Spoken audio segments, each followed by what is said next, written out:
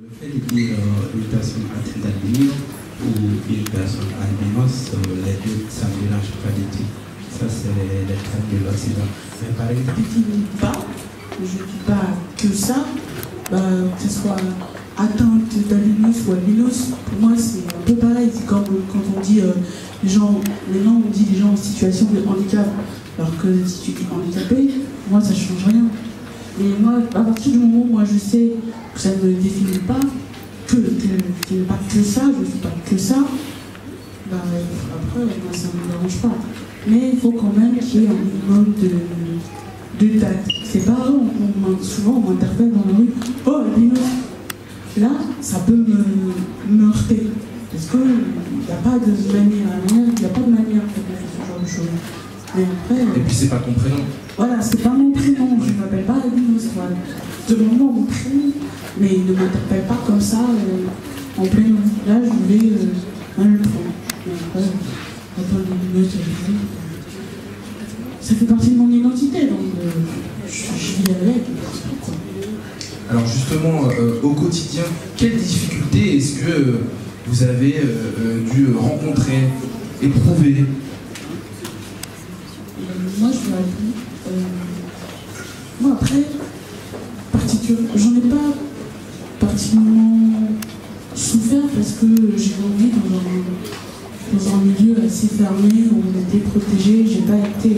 Je suis ici et déjà, il faut savoir qu'il y a une grande différence entre les albinos nés ici et les albinos nés en Afrique.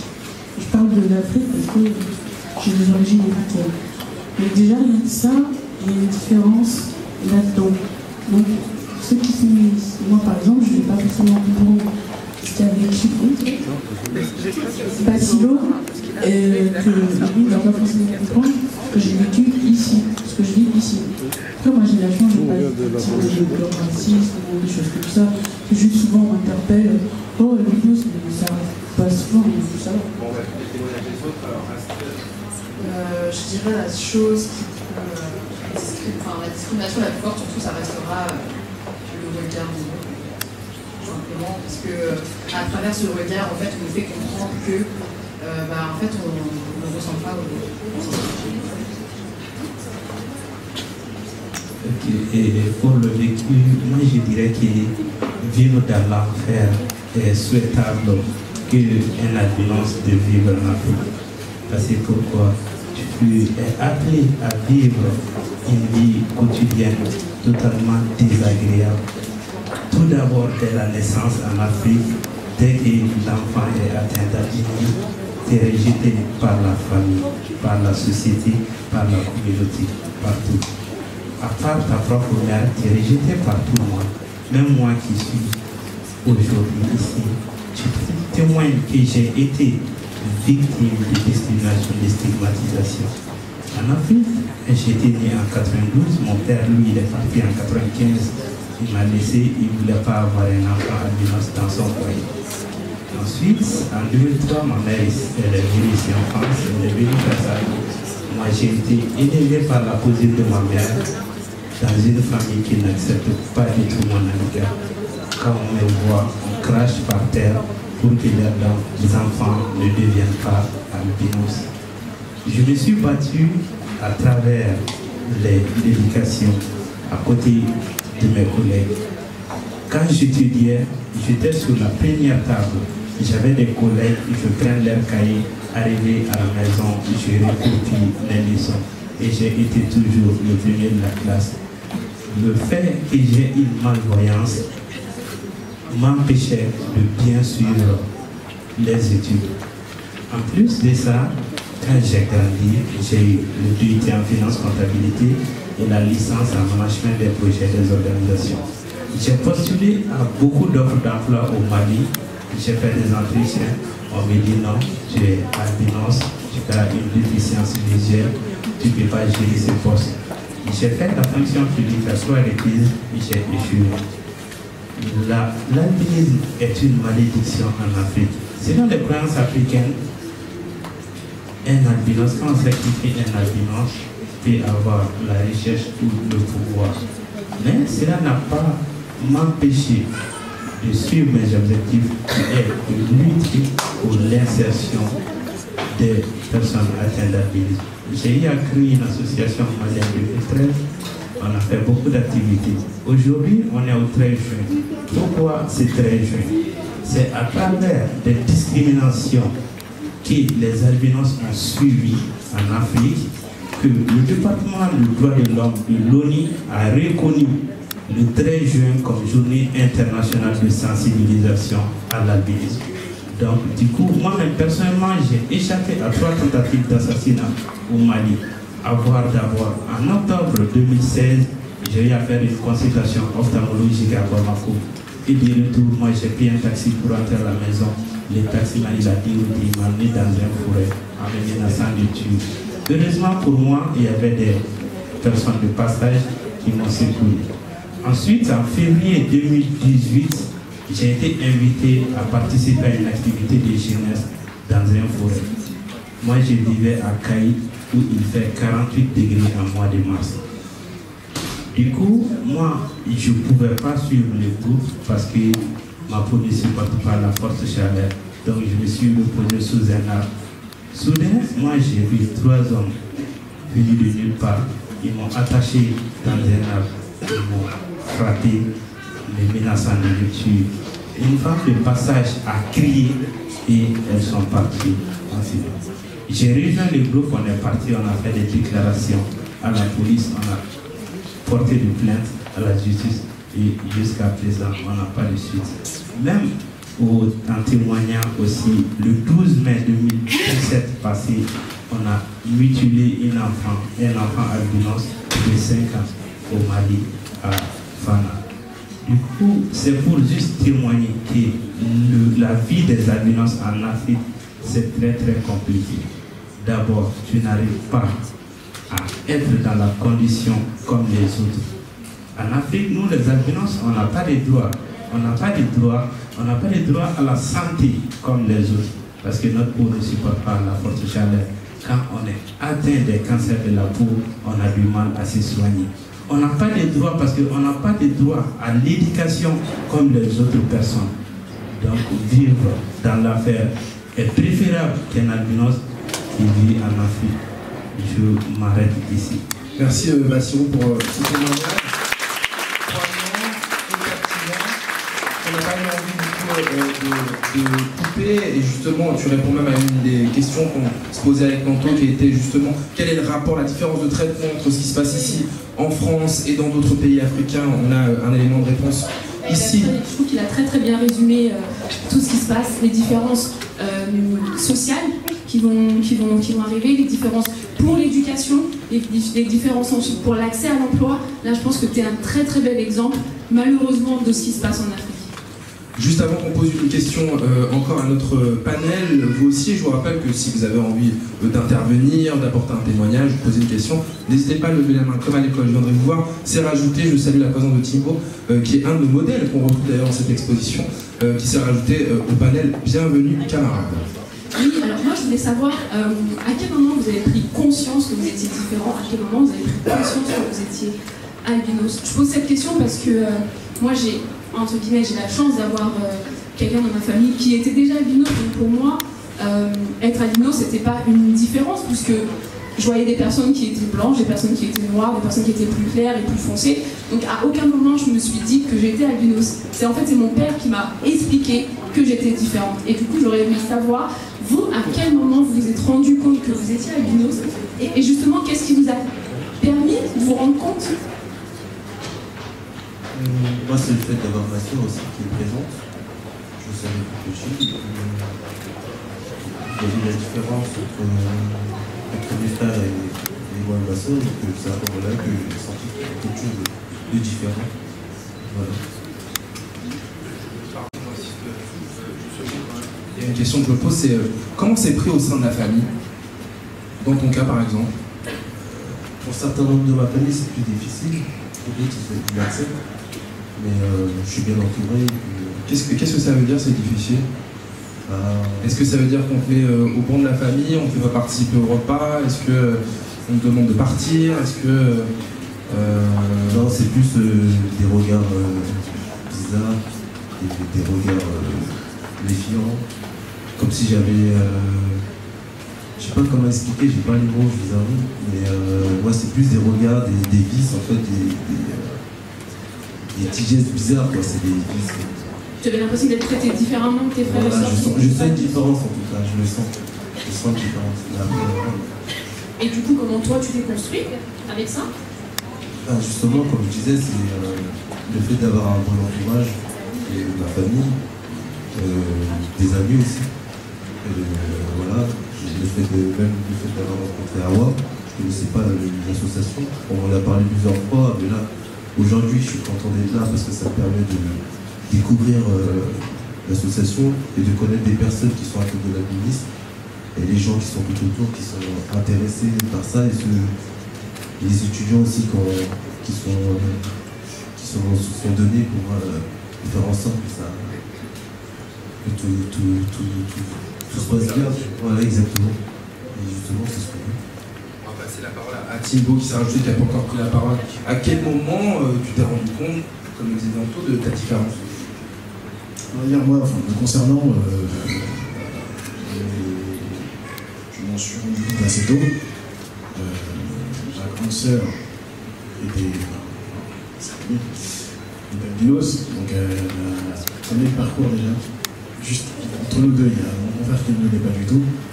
Et au-delà de ça, mes parents nous traitaient bien, bien sûr, pas pour rien à ce niveau-là, mais il y avait une attention particulière que ce soit envers moi ou ma grande sœur. Que ce soit médical ou quoi que ce soit.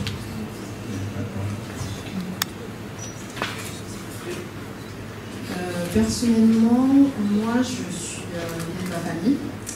Et dans ma famille, par contre, il n'y a jamais eu d'albinisme. Si, il y en avait, mais c'est des générations passées. Et donc, dans mon enfance, je ne me suis pas rendu compte, moi, j'ai pas vu la différence, en tout cas au sein de mon cadre familial, ça a été très bien pris, etc. C'est une fois entrée en fait en école élémentaire que on m'a fait comprendre que j'étais pas comme les autres. Et c'est réellement à l'âge de 13 ans que j'ai su que j'étais albinos. C'est quelqu'un qui me l'a dit en fait. J'ai fait une recherche internet et j'ai découvert que j'étais albinos en fait. Voilà. Comment ça, c'est quelqu'un qui me l'a dit? Oui, c'est moi je connaissais pas vraiment. Qui passe dans la rue, qui fait hey! Non, c'était les réseaux sociaux et tout. Quelqu'un qui m'envoie un message ah ça va, j'aime trop ta couleur de peau, t'es albinos. Je me dis ah bon? Je savais pas. Et du coup j'ai fait des recherches, j'ai vu que j'étais pas la seule parce que du coup vu que dans ma famille moi j'étais la seule, je pensais que j'étais la seule. Dans le monde, j'ai vu que non.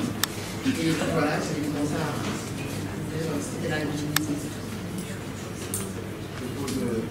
Une question aussi, je suis très curieux. Là, prennent la parole des gens de ma génération, voire plus jeunes. Au bout de ce panel, il y a Michel. Je suis obligé de constater, Michel, que tu es un peu plus expérimenté que tous. Comment est-ce que toi, quand tu étais plus jeune, peut-être tu t'es rendu compte de ta différence?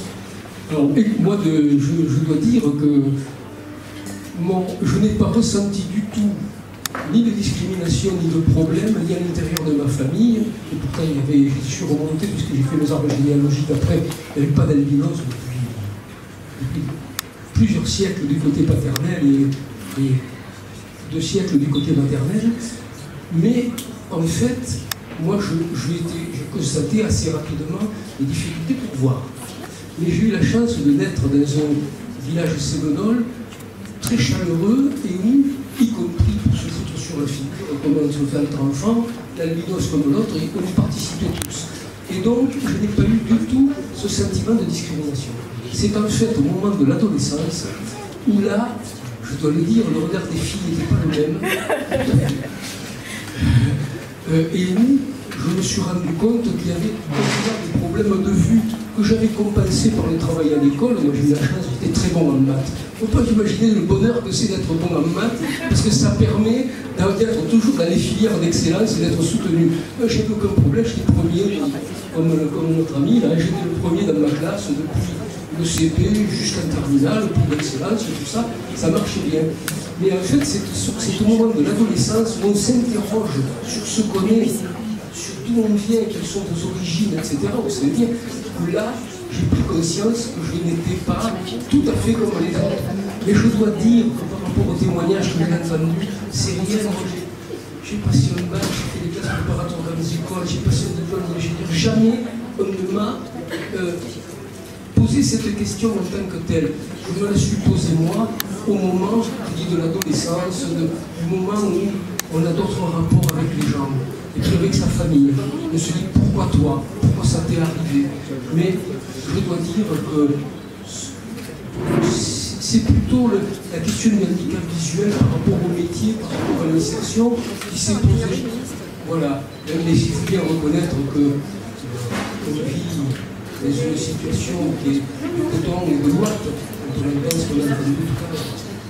Merci, monsieur Pasteur. Mais par contre, je rebondis sur ce que vous disiez, sur ce que tu disais tout à l'heure, Astrid, sur le regard à l'adolescence, sur toi, le regard des gens. Moi, je me demandais, effectivement, à un moment donné, est-ce que le regard des gens ne nous met pas justement dans un handicap, on peut appeler handicap social? Et si oui, est-ce que vous avez l'impression qu'à un moment donné, le handicap social est plus compliqué à accepter, à vivre, que le handicap sensoriel, le handicap visuel? Je vois Gwen qui hoche la tête comme ça. Ouais, je pense que socialement, c'est un peu plus compliqué que... Moi, je sais que je suis malvoyante, je me débrouille. J'ai la chance, par exemple, je fais des photos, ça me dérange pas. C'est plus le regard des gens socialement qui est un peu plus compliqué, parce que je suis reconnue travailleur handicapé, donc on va me poser des étiquettes. Aujourd'hui, on colle beaucoup d'étiquettes, ce qui est très dommage, je trouve. Et du coup, il faut encore aussi se débattre avec ces étiquettes qu'on essaye tant bien que mal d'enlever. Donc du coup, ça rajoute un double effort comparé déjà à l'effort qu'on doit fournir pour bien voir, pour arriver à se déplacer, des choses comme ça, pour être le plus autonome possible. Il faut aussi rajouter cet effort de vivre une vie simple et normale, quoi. Et surtout, voilà. toi, Gwen, t'as une sœur jumelle? Oui, j'ai une sœur jumelle. Bon, elle est déjà partie, mais ouais, j'ai une sœur jumelle. Et j'ai un frère qui a un an de plus que moi, qui lui est lumineuse. Mais la particularité de ta sœur jumelle, c'est ça qui m'intéresse. Elle est noire. Ma sœur, moi, je dis ma sœur est noire, quoi. Je suis noire, ma sœur est noire. C'est vrai que je passe. Souvent, je dis, moi, je suis albineuse et moi, toute ma famille est noire. Et puis, ça ne me dérange pas. Je pense que même plus le temps passe, limite, ça m'amuse un peu. Je trouve ça assez. Je sais pas, ça me dérange pas du tout. Ouais, assez original. Pourtant, j'ai même un frère qui a l'albinos aussi. Mais même là, on n'a pas forcément la façon. On ne vit pas de la même façon. Quelqu'un d'autre veut...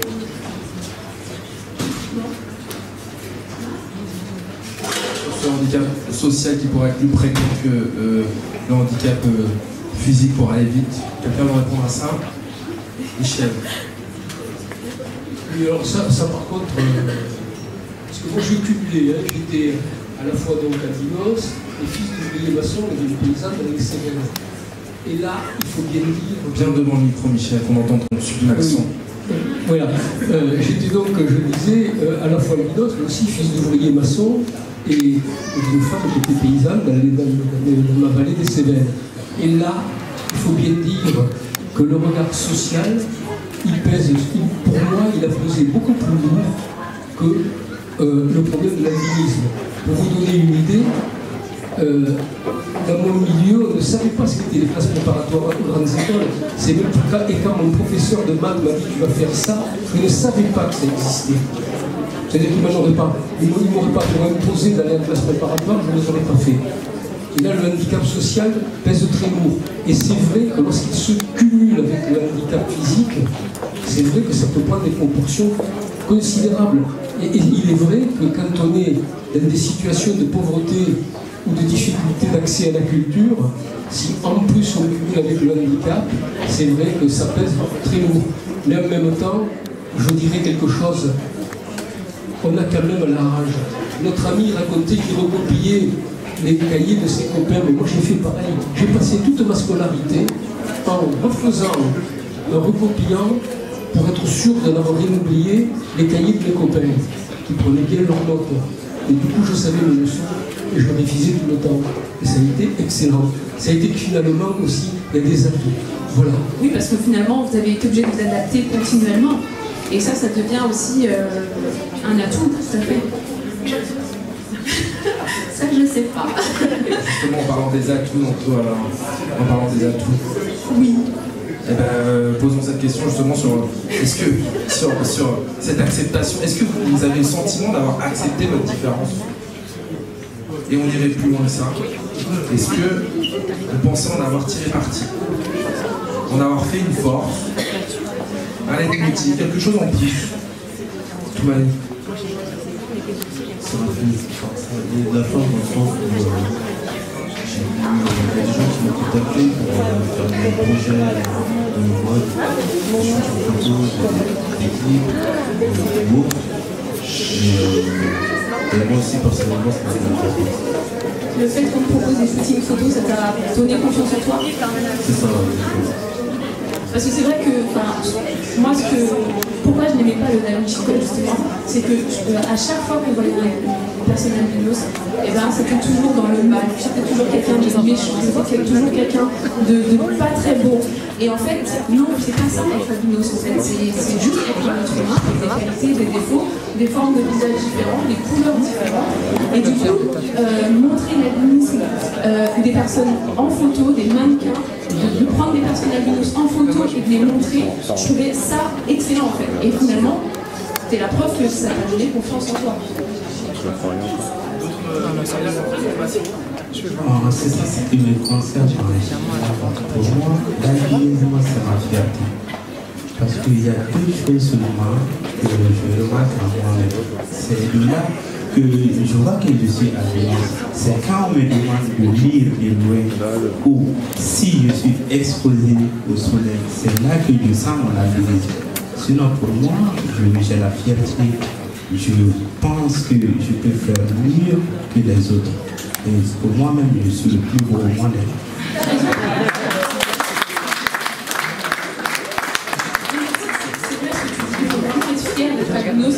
Moi, pour répondre à la question, moi j'ai pris conscience que j'avais accepté mon handicap et ma différence et mon albinisme à partir du moment où un jour dans la rue on m'a appelé Chabine. Je me suis retournée, je dis non, je suis pas Chabine, je suis albinos. Et en fait, à partir de ce moment-là, je me suis dit mais oui, il faut que tu sois fière et il faut que tu en parles parce que si tu n'en parles pas, si tu n'acceptes pas toi d'être albinos, les gens vont continuer à avoir des personnes albinos dans la rue et vont pas savoir ce que c'est, vont continuer à les appeler des Chabines. Alors qu'on n'est pas Chabin, on est albinos. Donc c'est aussi à nous d'éduquer les gens. On parlait de représentation et moi je pense réellement que c'est la représentation. Le fait que je sache qu'il y a d'autres personnes comme moi et que je puisse ressembler à d'autres personnes parce que du coup, pour continuer la petite histoire, quand j'ai tapé albinos sur internet, du coup j'ai fait des mannequins et j'en avais une qui me ressemblait pas mal. Je me disais, oh on dirait c'est quoi. Et du coup, je la trouvais plutôt belle en plus, donc je me suis dit, bah, si elle me ressemble, c'est-à-dire que moi aussi je suis belle. Et c'est comme ça que ça a commencé en fait, donc c'est vrai que c'est important d'avoir une représentation, mais la sociologue en parlait, on n'a pas assez de représentation aujourd'hui en fait. Et on est un peu dans le cas. Et aujourd'hui avec les réseaux sociaux, on a de plus en plus de visibilité, et il est temps que ça grandisse.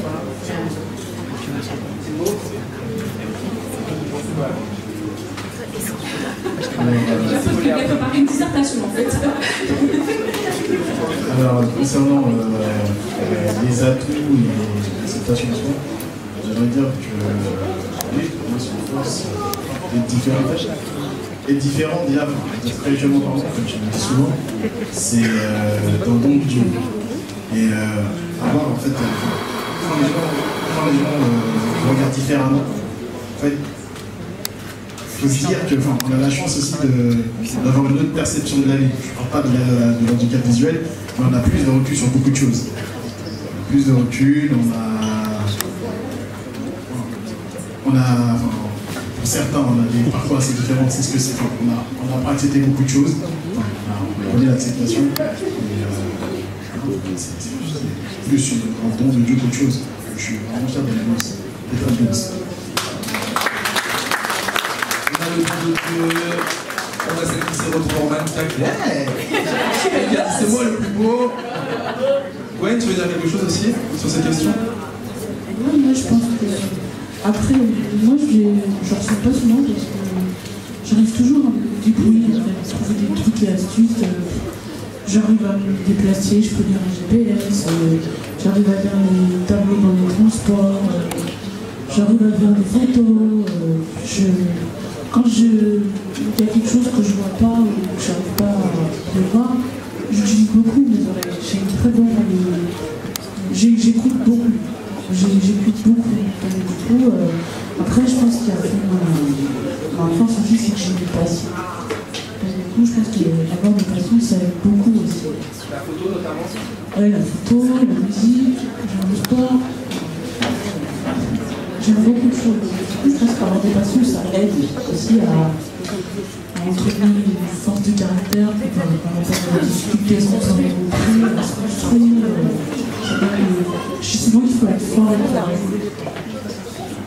Est-ce qu'il y a des...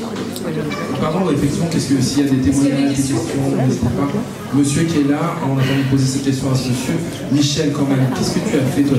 Il paraît que tu es allé jusqu'à l'ENA, qu'est-ce que c'est que cette histoire? Non, mais justement, raconte-nous, tu dis non, mais raconte-nous. Non, mais je dirais que effectivement, ça donne la grinta si on essaie toujours de compenser et de se battre. Et ça, je pense que si on part de ce principe-là, effectivement, ça motive. Et je crois aussi, je ne suis pas du tout spécialiste en neurologie, et je pense qu'il y a aussi des compensations physiques. Je sais, je vois mal, mais j'ai une mémoire d'éléphant. Et notamment une mémoire auditive extraordinaire. Je peux prendre quelqu'un qui m'a appelé au téléphone il y a 20 ans et le reconnaître. Et je pense qu'il y a ces phénomènes de compensation, il faut les exploiter. Il faut se battre. Mais je pense qu'effectivement, il n'y a pas de fatalité. J'ai eu aussi la chance, j'ai oublié de le dire, de naître dans une famille avec une mère très protestante qui ne m'a jamais couvé, qui m'a beaucoup aimé, immensément aimé, et toujours dit que j'avais ma propre responsabilité dans la conduite de ma vie. Et je pense que c'est un héritage extraordinaire, ça aussi. On n'a pas à pleurer, à se plaindre, quand on a la chance, notamment pour moi, de se retrouver dans une situation, finalement, malgré d'être fils d'ouvrier, d'être favorisé par le fait, ne serait-ce que d'être en France. Voilà. Et je pense que ça nous donne la grinta, comme on dit au football. J'ai une question dans le public, on va témoigner, je ne sais pas, donc c'est pas ton prénom? Qu'est-ce que tu veux dire? Ma toute première question a été posée, c'était celle de savoir comment avez-vous fait de votre différence, je dis bien différence et non faiblesse, une force, et cette question a été posée. Et ma seconde remarque, c'est que on a besoin des gens différents. On a besoin des gens avec une... on a besoin des gens à part. Parce que ce sont ces gens à part avec une sensibilité différente, avec une manière de voir les choses différentes, avec une manière de sentir, de ressentir les choses différentes. Ce sont ces gens qui nous enrichissent. Et au final, à la fin, ce sont les gens différents qui font la différence. Et donc ma question est celle-ci. Dans quel cas pourriez-vous nous donner des anecdotes où votre différence vous a permis de faire la différence, de voir les choses, apprendre les gens, de les aider comme vous seul auriez pu le faire? C'est un peu ça ma question. Vous avez lu mes fiches, c'était ma dernière question. Qui veut répondre? C'est chaud comme question, même moi je ne pourrais pas répondre à cette question. C'est normal, t'es pas binous. J'ai envie de répondre à cette question ardue. Dans quel cas, dans quelle situation votre différence a fait la différence et vous avez pu résoudre un problème, filer un coup de main comme personne ne l'aurait fait? Je pense que c'est dû à une grande capacité d'écoute et d'empathie.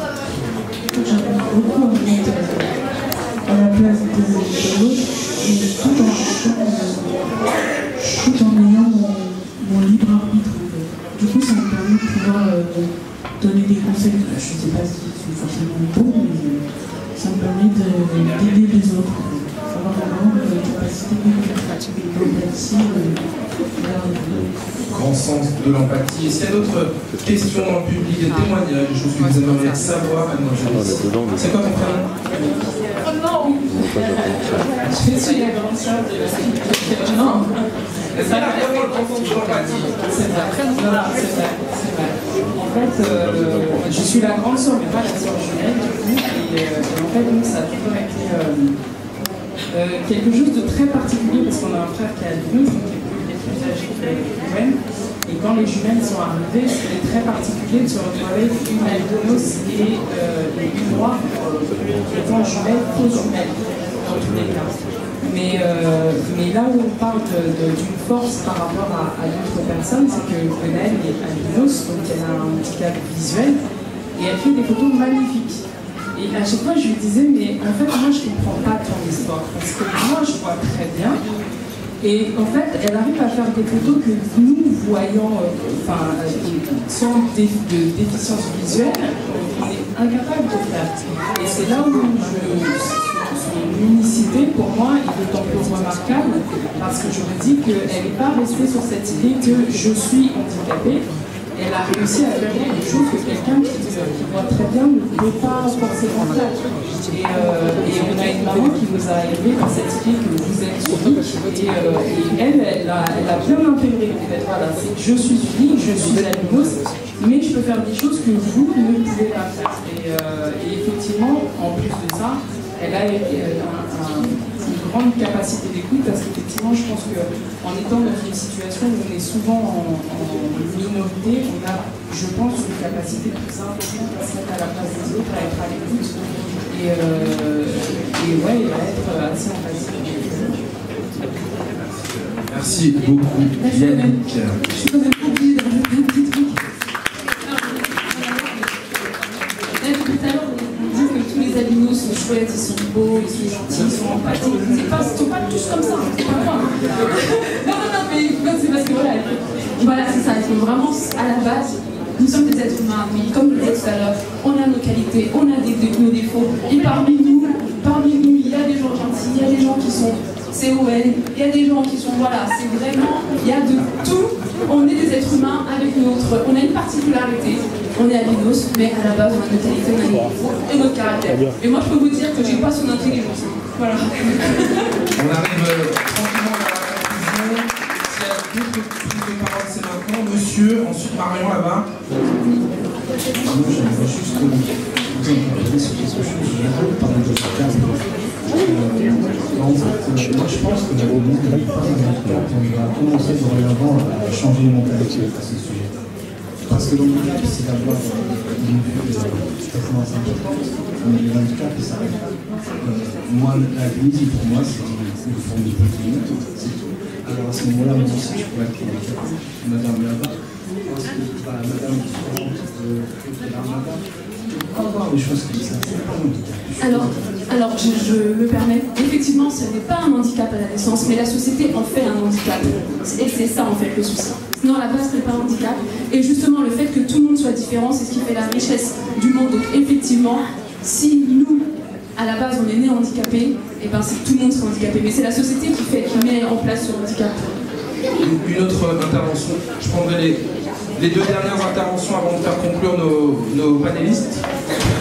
Bonsoir, merci pour vos témoignages. Moi j'ai une question un peu technique. En fait, je suis avocate, je fais des droits d'asile et je me demandais est-ce que vous savez s'il y a des personnes qui obtiennent l'asile en France parce qu'ils ou elles sont albinos et que du coup, voilà, peut-être si vous pouvez me répondre. Oui. Passez-nous.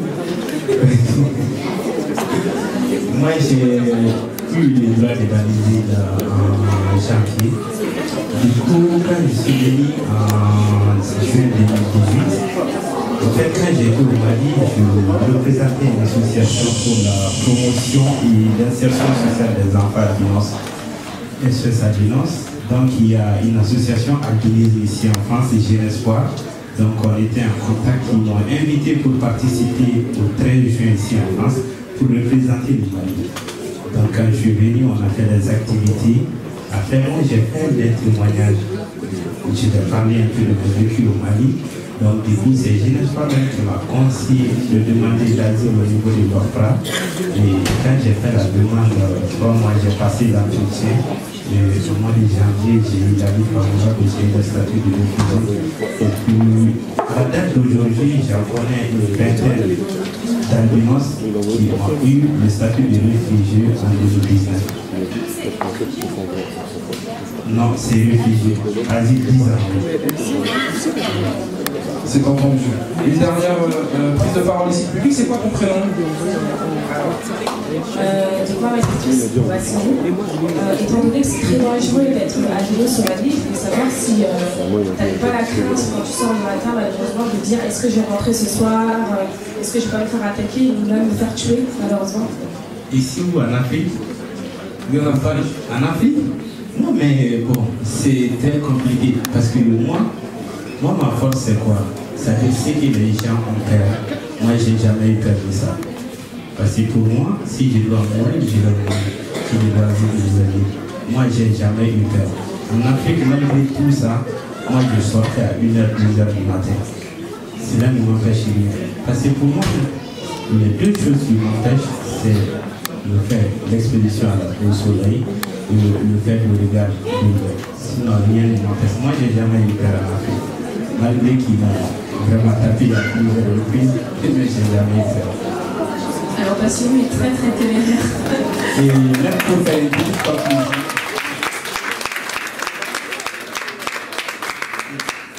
c'est juste pour compléter votre question par rapport aux atouts des albinos.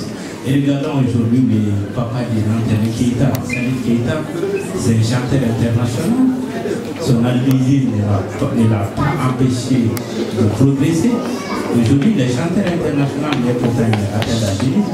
Donc pour moi, je ne vois pas de défaut à l'albinisme.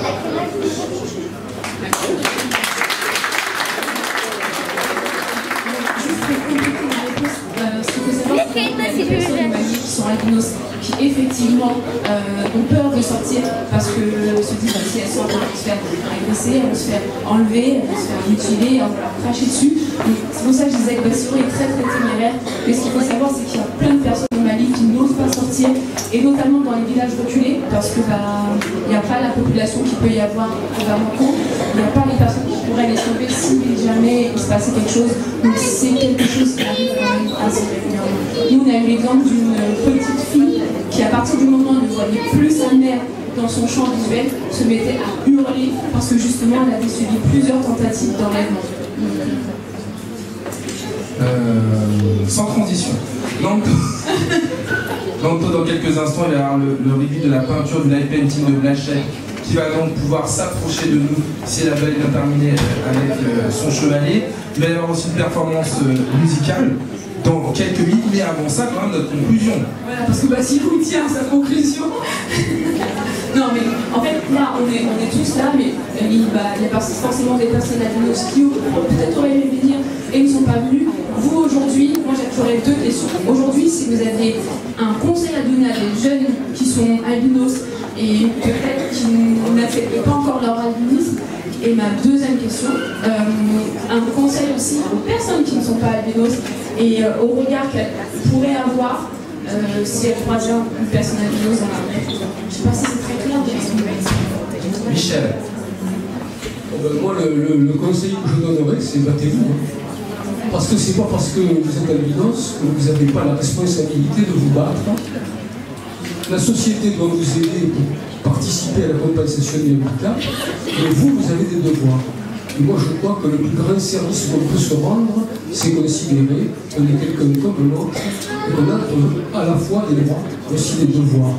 Ce que je demande aux autres, c'est de me considérer simplement comme un être humain. L'humanité, elle est comme ça. Elle est faite de gens totalement différents. Et heureusement, on fait partie, on est un des éléments de cette différence, et il y en a des millions d'autres. Et c'est finalement une bonne chose.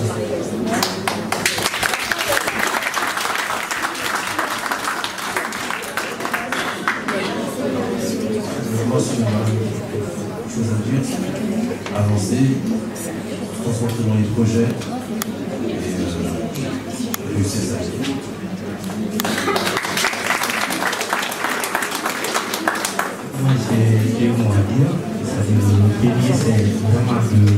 remercier tous ceux qui ont répondu présents à cette journée internationale. Vraiment, je vous remercie, Monsieur le maire, et tous les partenaires techniques et financiers pour la réalisation de cet événement.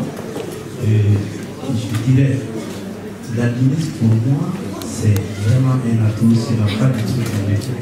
Et je suis fier de l'être.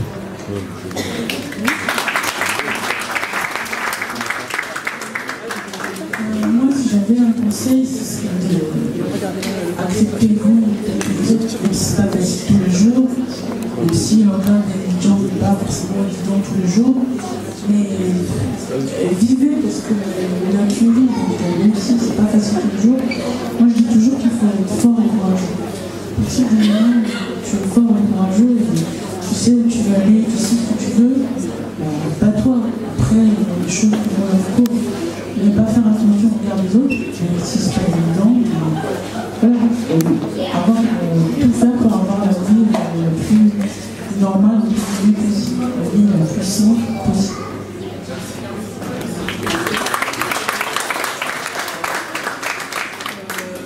Je pense que tout a été dit, et surtout s'aimer soi-même, c'est important, et faire ce qu'on a envie de faire, en dépit de tous les obstacles qu'on peut nous mettre sur notre chemin.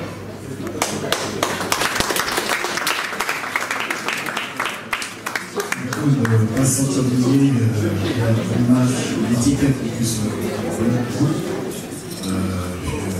donner l'opportunité d'être différent, de la différence. Bravo, bravo.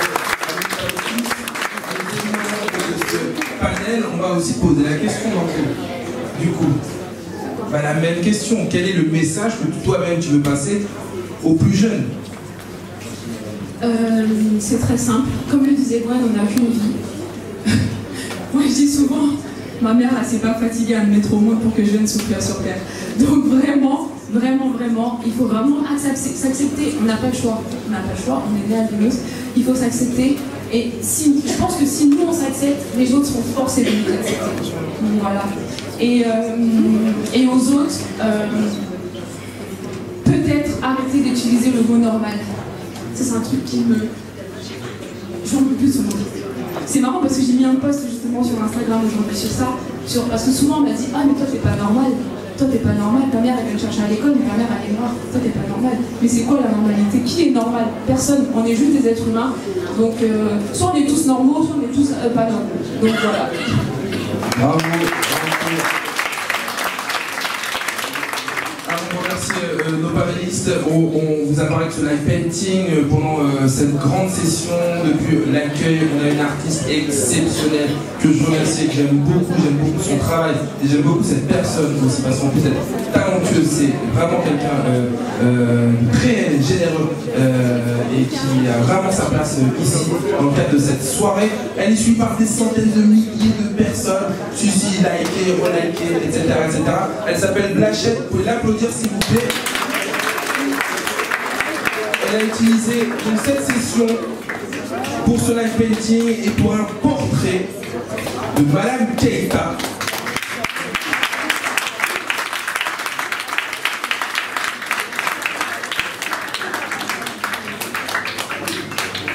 Alors, Nanto? Encore rouge. Je suis hyper touchée. Et puis pour une fois, ça me ressemble. D'habitude, quand on fait des peintures de moi, je ne me reconnais pas trop, mais ouais, là, je suis même plus belle en vrai. Enfin, sur la photo, je suis même plus belle. Donc, merci beaucoup. Merci, Blachette, elle déteste les micros. Bon, alors, ce qu'on va faire, c'est l'applaudir très fort. Merci en tout cas pour ton engagement de l'association Pierre de Lune. Et puisque tout le monde est rassemblé et qu'on a fait un cercle comme à l'ancienne, je te propose d'accueillir et d'annoncer nos artistes alors. Oui, est-ce que je peux prendre mon selfie avec mes panels avant? Bien sûr, madame. Hier de scooter dans les parages, torride et la chaleur malgré un ciel d'orage. Nage le pro entre le plastique et les marécages. Le bateau sont propres, mais c'est du top. T'as l'impression que tu fais l'escroc de la sorte. Mais ma mère, faut se mettre à la couleur du panel. Si tu le casses, la tête pas qu'à ta porte. Je mange des phrases en porte, pas laisse comme des semi-remorques. Rose, Ouza et peur de tous les pieds de manioc que l'on porte. Y'a trop de choses à dire, c'est chaud. J'invite le Samaya, Bakary, Toubou, passant par CV Nicoro. Et je saute entre les strophes comme si je faisais du popo. Comme un lâche le refrain, tu connais ta roue. Tous souriant comme devant un gamin qui lâche son premier mot.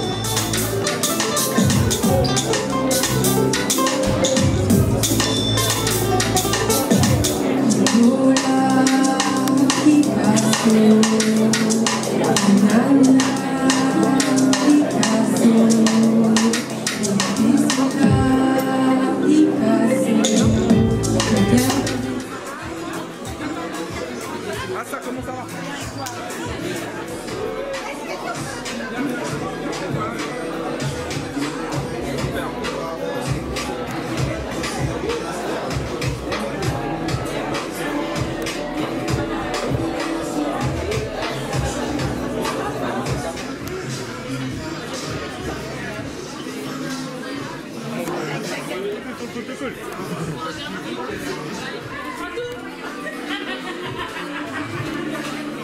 Les photos, jeune gens. Regardez. Blade. Ouais, c'est Blade. On a fait les photos ensemble. S'il vous plaît. Les connexions se font. Voilà, exactement.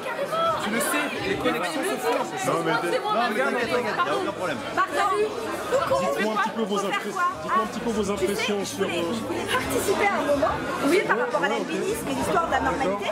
Tu te souviens quand on était au Mali et que tout le monde mettait de la blanche, la Toubabou, la Toubabou, la Toubabou. Et en fait, juste sur un aspect comme ça qui est un détail, ça peut être gênant en vrai d'être considéré, même si c'est pas méchant en soi, tu vois.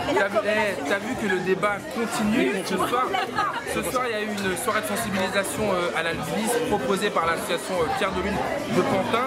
Donc moi, Rafale, Nanto, on a eu le plaisir d'animer cette soirée.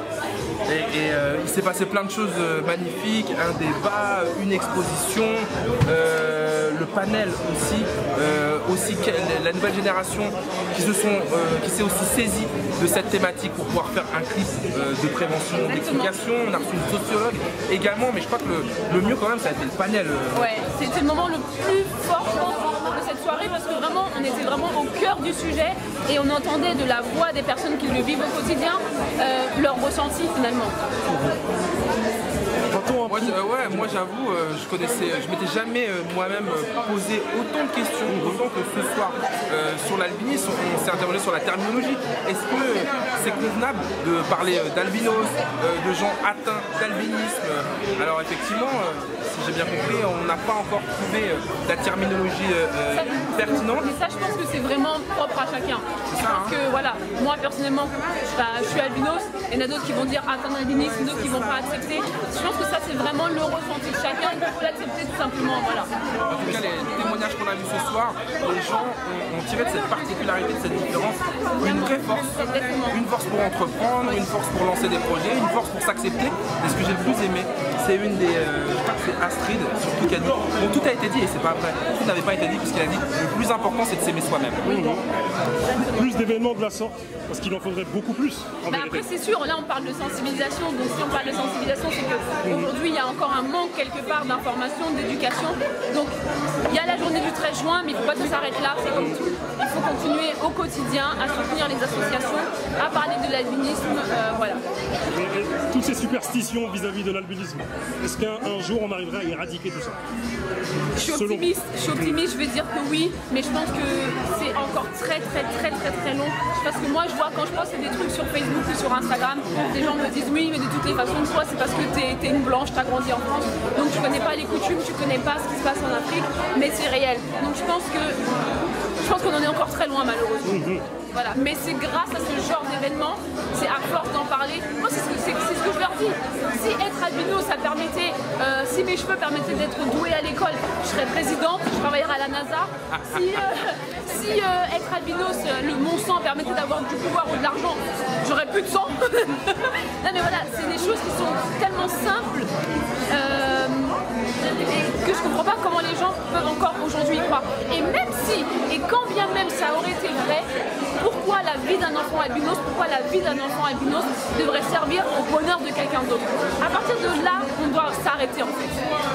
L'idée pour le coup, c'est vraiment d'en parler, d'en faire parler et de montrer aussi. Et c'est pour ça que ce soir, on faisait aussi le vernissage d'une exposition qui a un autre regard et qui a été réalisée justement par le collectif Œil, dont Noman est l'un des représentants ce soir. Monsieur, oui. Dites-nous tout. C'était vraiment un honneur de répondre présent à l'invitation de Dawa et de l'association Pierre de Lune. Et d'abord amicalement pour tout ce que fait l'association, parce que au-delà de l'événement d'aujourd'hui, c'est un travail quotidien avec, on le voit là derrière nous, avec plein de petites des quartiers de Pantin qui s'activent et qui font plein de trucs et qui c'est elles-mêmes en fait qui ont découvert qu'elles connaissaient rien sur l'action de l'albinisme et que du coup elles ont creusé auprès des plus grandes et elles sont allées chercher des réponses. Et aujourd'hui, je pense que ça a apporté un début de réponse et en tout cas, ça a l'intérêt qu'on se retrouve, qu'on se rencontre, qu'on se voit. Et c'est ce que fait l'association Pierre de Lune depuis le début. Et c'est des soirées comme ça, il en faudrait évidemment beaucoup plus souvent et sur toutes les thématiques qu'on connaît mal finalement. Donc une initiative à propager. Complètement. Et nous, en tout cas, le collectif Œil, on va faire en sorte que cette exposition photo puisse circuler. On sait que c'est déjà prévu qu'elle monte dans le nord de la France et on va multiplier les initiatives avec Awa, avec Nanténin, avec toutes celles et ceux qui veulent le faire et qui le font sincèrement. Et là, ce qui était important dans cette soirée, c'est que c'est les premières et les premiers concernés qui ont donné leurs mots et leurs paroles sur cette réalité-là. Et pour une fois, on sort un peu de ce qu'on a l'habitude de voir habituellement, c'est que c'est pas les gens qui ne vivent pas la situation qui en ont parlé, c'est des gens qui sont directement concernés et qui du coup nous en parlent et c'est important qu'on entende cette parole. Aimons-nous. Aimons-nous, bien sûr. Et on s'aime déjà. Voilà, merci à vous. Merci à toi, moi. Dites-nous un petit peu votre ressenti sur cet événement, surtout Awa, dis-nous tout. Ta rencontre avec cette chère demoiselle. Ma rencontre avec Nanténé En fait, Nanténé, c'est une très belle rencontre. Et j'ai appris pas mal de choses à travers elle. On a eu l'occasion de voyager ensemble, de faire des distributions ensemble au Mali, des conférences de presse. Et c'est vraiment une personne magnifique. Comme il dit qu'à l'âge criminel, elle est née pour briller. Magnifique. Et du coup, c'est elle qui t'a sensibilisé à cette cause? Non, c'est pas Nanténé qui m'a sensibilisé à cette cause. En fait, lors d'une sortie au musée, avec les filles de mon asso, on a rencontré une personne atteinte d'albinisme dans le métro. Et les jeunes filles se demandaient comment ça se fait qu'elle était blanche, avec des traits négroïdes. Et elles ont trouvé ça bizarre. Et quand on arrivait à la maison de quartier, j'en ai parlé à la directrice de la maison de quartier qui s'appelle Madame Pastor. Elle nous a dit que son père était atteint d'albinisme. Et donc on s'est dit pour la semaine des solidarités de travailler sur la question de l'albinisme. Voilà. Mademoiselle, même si ça ne se dit plus. Non, moi ça me va toujours. Ça te va toujours? Ça me va, oui. Ok, magnifique. Ton regard un peu sur cette initiative que Awa a prise. Alors moi je trouve que c'est une super belle initiative. En fait ce qui m'a touchée dans cette histoire, c'est que l'initiative en fait elle est venue des enfants. C'est ce que je dis à Awa à chaque fois, elle dit moi c'est ça vraiment qui me touche. C'est que les enfants se sont dit on n'a jamais vu une personne albinos, on se pose la question pourquoi. Et en fait grâce à Awa, elles ont trouvé leur réponse. Et du coup il y a des rencontres qui se sont faites, des soirées comme celle-ci. Et en fait, ce que je dis, c'est que le début. C'est que le début, là, on est au début du projet. Le but, c'est vraiment de créer une structure au Mali. Et en fait, on pourra dire que tout ça, une fois que la structure sera là, on pourra dire que tout ça est né grâce aux enfants. Ça, c'est juste génial, en fait. Rappelons que tu es la fille du grand Salif Keïta. Rappelons-le pour ceux qui ne le savent pas. Et du coup, la célébrité de ton père et tout ce qu'il entreprend, ça n'a pas contribué au fait que tu vives bien ton albinisme, si puis-je dire? Ah mais carrément, enfin, je sais pas si c'est sa célébrité, je pense que c'est juste le fait d'être lui en fait. Voilà, voilà, en fait le fait d'avoir eu la chance de grandir avec un père albinos et de voir surtout que ce père réussissait et qu'il vivait très bien son albinisme, c'est vrai que moi ça m'a facilité les choses. Et lui il a grandi en Afrique. Moi j'ai eu la chance de venir en France à l'âge de 2 ans, je me devais entre guillemets de réussir, je me devais d'avoir une belle vie et surtout je ne pouvais pas me plaindre. Donc c'est vrai que moi les choses ont été quand même beaucoup plus facilitées du fait d'avoir mon père comme père. Je remplace le mot célébrité par aura, son aura. Voilà, c'est ça. C'est beaucoup mieux. Voilà. Pour finir, quel message vous avez à transmettre à tous ceux qui qui ont des appréhensions, ou tous ceux qui, vis-à-vis de ce combat, qui ne le comprennent pas, ou qui vivent de superstitions et autres. C'est comme ce que je disais tout à l'heure, c'est que ça aurait été aussi simple d'avoir du pouvoir, d'avoir de l'argent via les albinos. Nous-mêmes, il n'y aurait pas d'albinos pauvres. Et pourtant, il y a beaucoup d'albinos en Afrique qui sont complètement démunis. Donc que les gens réfléchissent et surtout que les gens se disent que nous sommes des êtres humains et que nous ne sommes pas des bêtes et donc on n'a pas à être sacrifiés. Voilà, tout simplement. Moi je pense que surtout donner de l'argent à la science et faire des vraies études étymologiques. Parce que en fait là les résultats de la science, moi les recherches de la science des anthropologues en fait ils sont faux. En faisant des recherches on s'est rendu compte que il y avait pas mal de contradictions. Et j'ai pris contact avec la présidente de l'association Jeune Espoir et qui me disait que vu qu'ils n'ont pas d'argent, ils font des recherches bâclées. Donc vraiment moi je pense donner de l'argent pour cette cause et comme ça les recherches, on va avoir des choses beaucoup plus concrètes. Oui, c'est vrai qu'aujourd'hui on ne sait pas pourquoi l'albinisme influe en fait sur la vision. Pourquoi le fait d'être albinos crée une mauvaise vision en fait. Et c'est vrai que via la recherche on pourra comprendre, sachant qu'il y a beaucoup de formes d'albinisme et il y a des formes d'albinisme qui entraînent du coup d'autres maladies et ça on n'arrive pas à l'expliquer aujourd'hui. Rappelons que l'albinisme ne touche pas que les êtres humains, il touche aussi le monde animal, tous les êtres vivants en fait, tous les êtres vivants. Voilà. En tout cas merci à vous et restez belle s'il vous plaît. Merci Bouba. Merci.